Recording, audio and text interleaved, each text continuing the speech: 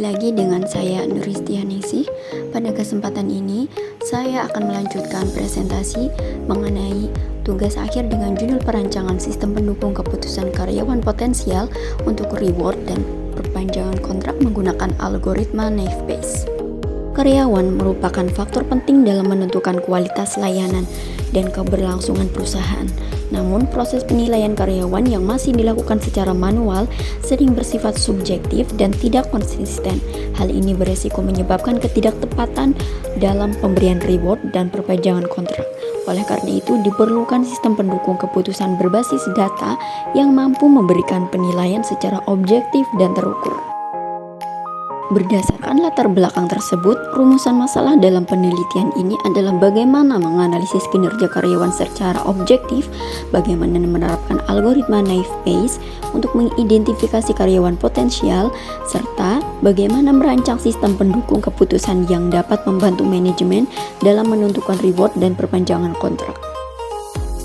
Tujuan dari tugas akhir ini adalah menganalisis data kinerja karyawan berdasarkan faktor internal dan eksternal, mengimplementasikan algoritma Naive Bayes untuk klasifikasi karyawan potensial, serta merancang sistem pendukung keputusan yang dapat digunakan sebagai alat bantu pengambilan keputusan manajemen sumber daya manusia. Ruang lingkup penelitian difokuskan pada data karyawan PT Java Abadi Gemilang dengan penilaian kinerja untuk reward dan perpanjangan kontrak. Adapun batasan masalah dalam penelitian ini yaitu metode yang digunakan hanya algoritma Naive Bayes, tidak membahas promosi jabatan, penggajian, maupun rekrutmen karyawan, serta evaluasi sistem dilakukan berdasarkan akurasi hasil klasifikasi.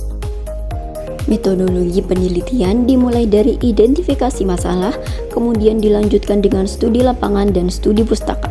Setelah itu dilakukan pengumpulan data karyawan, pra-pemrosesan data, dan seleksi fitur. Data yang telah siap kemudian diklasifikasikan menggunakan algoritma Naive Bayes. Selanjutnya dilakukan perancangan dan pengembangan sistem pendukung keputusan, pengujian sistem, serta analisis hasil untuk memastikan sistem sesuai dengan tujuan penelitian. Luaran dari penelitian ini adalah sebuah sistem pendukung keputusan berbasis komputer, model klasifikasi karyawan potensial, laporan analisis kinerja karyawan, serta rekomendasi kebijakan manajemen sumber daya manusia terkait pemberian reward dan perpanjangan kontrak. Pelaksanaan tugas akhir direncanakan pada bulan Juli hingga Desember 2025, dimulai dari studi pustaka, pengumpulan dan analisis data, penerapan algoritma Naive Bayes, pengembangan sistem, hingga pengujian dan penyusunan laporan akhir.